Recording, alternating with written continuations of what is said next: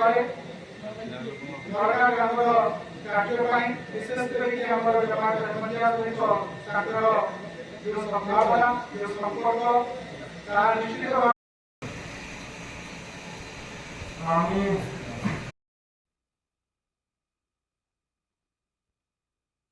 मु हूँ शेख इसाहक मुख्य प्रचारक अहमदिया मुस्लिम जमात जिला कटक ढेंकानाल अनुगुल एवं केन्द्रापड़ा। आज कार्यक्रम संपर्क में कौन सूचना देवे? आज यही कार्यक्रमटी विशेष भावे धर्म माध्यम लोक मानक भितर चारित्रिक एवं सांस्कृतिक डेवलपमेंट में थिला। आज आमे आमर इस्लाम रो संस्थापक महापुरुष मोहम्मद सल्लल्लाहु अलैहि वसल्लम को जीवनी चर्चा सहित गोटे धर्म सभार आयोजन करूँ।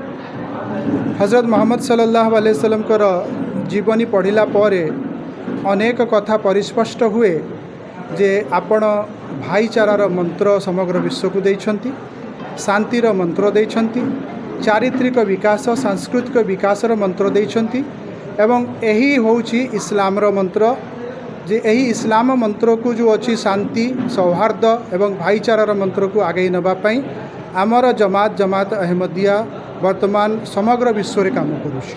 आज आलोचनार मुख्य विषय कौन थिला? मुख्य विषय थिला यही जे हिंदू मुस्लिम सिख ईसाई हम सब भाई हैं।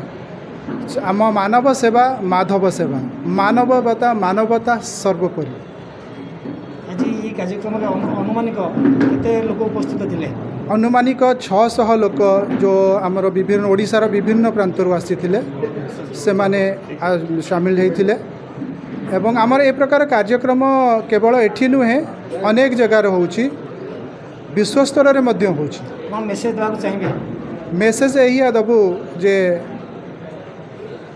राम है मेरा तो श्री कृष्ण मेरा, मुस्लिम हूँ है इस्लाम मेरा, ईसा पे वारी तो नानक पे सदके, यही अहमदियत का पैगाम है मेरा।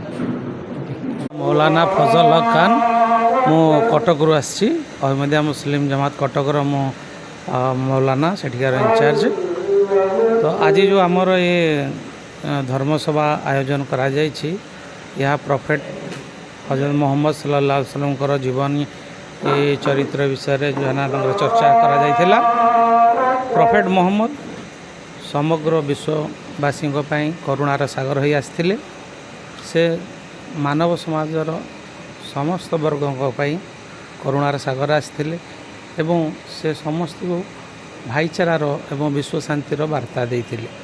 वर्तमान आमे जो देखुचे कि आमर देश रे या विभिन्न राष्ट्र रे जो नारी को जो सम्मान दवापाई जो प्रयास चली आज प्राय 1400 वर्ष पूर्व ही इस्लाम धर्म रे प्रॉफेट मोहम्मद को माध्यम रे ईश्वरवाणी अवतीर्ण होता कि नारी को सम्मान दियो एवं मातृ को ये कहा जाइथिला कि माँकर गोड़ तले पाद तले स्वर्ग गच्छित अच्छी एवं ए कथा भी कहा जाइछि कि जांको घरे स्त्री कन्या या झील कन्या जन्म हुए जदि तांको बापा माँ भल भाव तरबियत करती प्रशिक्षण दियंती एवं तांको पाठ पढ़े कि कामयाब करती तो से स्वर्ग जो हनार अधिकारी हो पारे।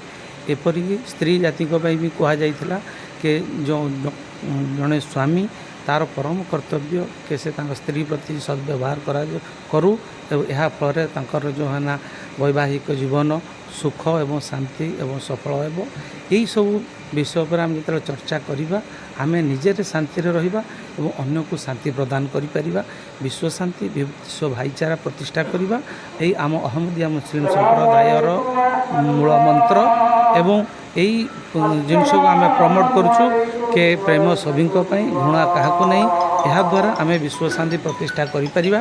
सर्वे भवन्तु सुखिनो सर्वे शांतो निरामया सर्वे भद्राणी पश्यन्तु माँ कश्य दुख भावर जो वार्ता आम बहन करें एवं विश्व को किपरि भाईचारार वार्ता दे पारिबा एवं प्रकृत जो अर्थ होउछि वसुधैव कुटुंबकम यही आमर सम्मिलनी माध्यम आम लोक मान अवगत कराया चाहूँ कि आम समस्ते हिंदू मुस्लिम सिख ईसाई हम सब भाई भाई भाई को है भाई प्यारा ऐसा वतन रहे हमारा।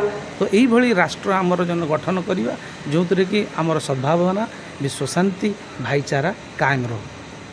प्रेसिडेंट जमात अहमदिया नरगंग आज ये जो धर्मसभा ଆପଣଙ୍କର ମହାପୁରୁଷ ମହମ୍ମଦଙ୍କ ଜୀବନ ଚର୍ଚ୍ଚା ଉପରେ ଶାନ୍ତି ମୈତ୍ରୀ ପ୍ରୀତିର ଯେଉଁ ବାର୍ତ୍ତା ଆମେ ବିଶ୍ୱକୁ ଦେବାକୁ ଚାହୁଁଛୁ। ଆମ ମଧ୍ୟରେ କୌଣସି ଭେଦଭାବ ନାହିଁ। ଆମର ଧର୍ମଗୁରୁ ହଜରତ ମିର୍ଜା ଗୁଲାମ ମହମ୍ମଦ କହିଛନ୍ତି ଲଭ୍ ଫର୍ ଅଲ୍ ହଟେଟ୍ ଫର୍ ନନ୍, ପ୍ରେମ ସଭିଙ୍କ ପାଇଁ ଘୃଣା କାହାରିକୁ ନାହିଁ। ଆମେ ଆଜି ଏହି ଭାଇଚାରା ବିଶ୍ୱବାସୀଙ୍କୁ ଜଣାଇ ଦେବାକୁ ଚାହୁଁଛୁ। ଶାନ୍ତି ମୈତ୍ରୀ ପ୍ରୀତିର ସନ୍ଦେଶ ସାରା ବିଶ୍ୱକୁ ଆମର ଆହ୍ୱାନ ଅଟେ।